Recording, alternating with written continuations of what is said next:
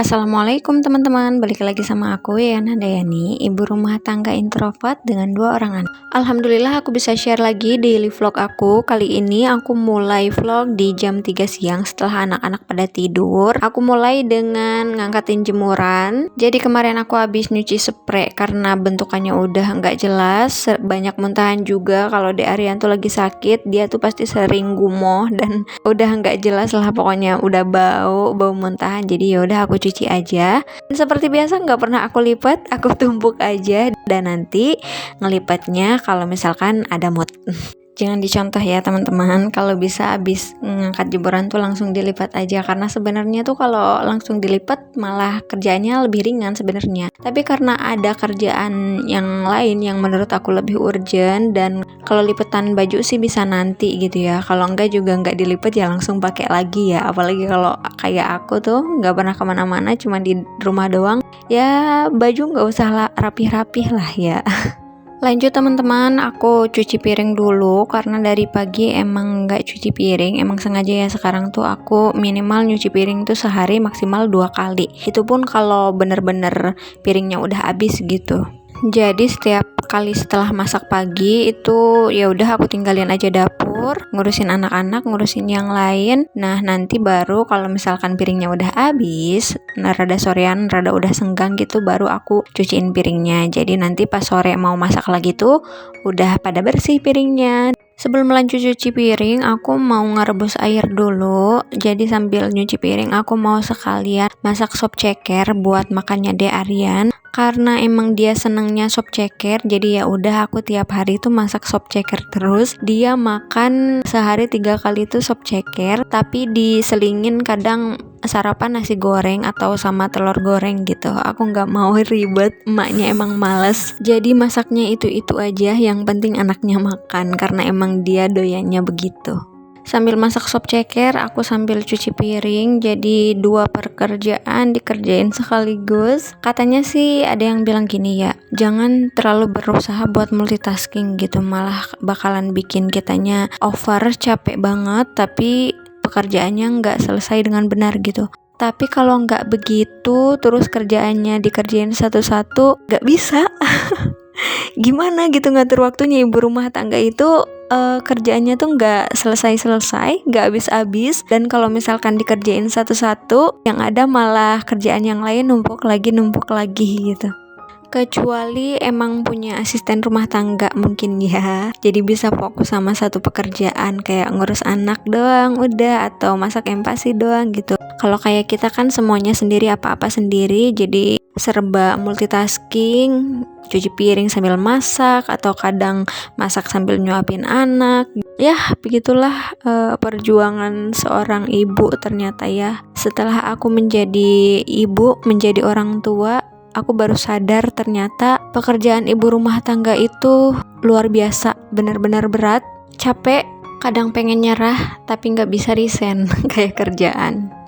Kalau dulu pas zaman kerja, aku tuh pengen buru-buru nikah biar aku bisa berhenti kerja, soalnya capek kerja. Tapi setelah nikah, punya anak, gak bisa resign, udah. Pekerjaan seumur hidup malah.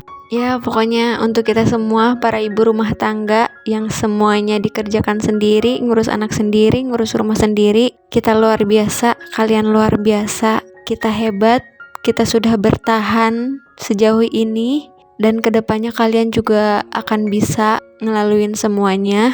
Kuat terus ibu, tapi jangan lupa juga cintai diri sendiri, karena ibu juga manusia. Tiba-tiba jadi motivator ya, maaf ya teman-teman, sebenarnya lagi motivasi diri sendiri juga sih. Balik lagi ke videonya, udah selesai cuci piring, sambil nungguin sop cekernya matang, aku mau beres-beres lemari rak piring. Sebenarnya aku mau beresin ini sih, peralatan empasinya De Aryan, karena udah nggak kepake ya, jadi daripada berantakan di sini kotor, jadi lebih baik aku beresin, terus disimpan yang rapi, yang benar, biar nanti kalau suatu saat De Aryan punya adik kayak berencana banget gitu ya. Nggak berencana sih, cuman ya mungkin suatu saat berharap bisa kepake lagi, jadi biar nanti tuh nggak usah beli lagi gitu. Soalnya ibu-ibu zaman now yang ngikutin ini feeding rules kan biasanya segalanya dibeli baru, bahkan sampai panci-pancinya ya. Jadi daripada over mesti beli lagi, lebih baik yang udah ada disimpan, dirapihin, jadi suatu saat bisa dipakai lagi, nggak usah beli lagi, menghemat.